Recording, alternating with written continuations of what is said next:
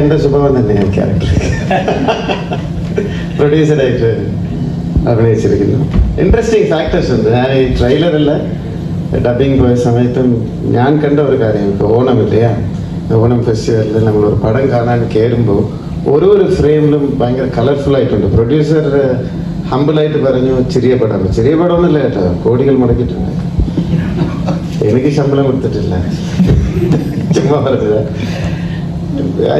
I really appreciate അപ്പം movies. എനിക്ക് നിങ്ങൾ ആർട്ടിസ്റ്റ് ഒരു പടം എടുക്കുമ്പോൾ ഒരു ഫ്രെയിമിലും அந்த റിച്ച്നെസ് കൊണ്ടുവരുമ്പോൾ that is called as a festival movie. വരുന്ന ഓഡിയൻസിന് അത് ഭയങ്കര ഒരു ബഹളമായിരിക്കും, സന്തോഷമായിരിക്കും. ആൻഡ് അഫ്കോഴ്സ് റഹ്മാനൊക്കെ അവിടെ ഉണ്ട്. എടുത്തു പറയണമെങ്കിൽ ഞങ്ങളൊരു പടം ചെയ്തു കേട്ടോ, ഐ തിങ്ക് 16 വർഷം മുമ്പ്. ഇപ്പോൾ 16 വർഷം ശേഷം പിന്നെയും ഇപ്പോൾ ഒരു പടം ചെയ്യുന്നുണ്ട്. ഒരു മാറ്റമില്ല, അതേപോലെ ഉണ്ട്. എല്ലാവരും ചോദിക്കാണ് എങ്ങനെ ഈ സീക്രറ്റ്. എനിക്ക് അദ്ദേഹം അന്ന് പറഞ്ഞു കൊടുത്ത ഒരു കാര്യമുണ്ട്. എല്ലാ ദിവസവും 3 കിലോമീറ്റർ ഓടുണ്ട്.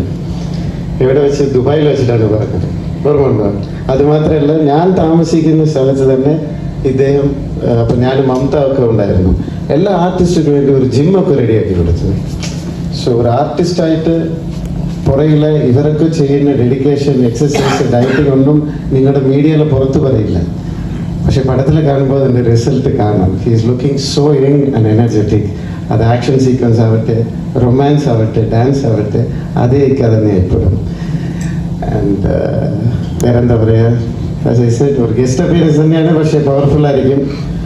പിന്നെ ഇക്ക പറഞ്ഞു കോൺട്രവേഴ്സി ചോദ്യങ്ങളൊന്നും ചോദിക്കേണ്ട, പോകണം, നല്ല ഒരു പടം.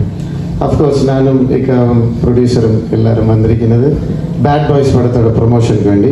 പക്ഷേ ടിനി ടോം ആ ഉദ്ദേശത്തിലല്ല വന്നിരിക്കുന്നത്. ഏത് കോൺട്രവേഴ്സി ആണെങ്കിലും ടിനി ടോം എടുത്ത് മുഖം നോക്കി ഓപ്പൺ ആയിട്ട് നിങ്ങൾ പറയാം. ഏത് കമ്മിറ്റി ആയാലും പുള്ളി ഒന്നും പേടിക്കാത്ത ഒരു മനുഷ്യനാണ്. അപ്പോൾ അങ്ങനെ തുടങ്ങാം കേട്ടോ.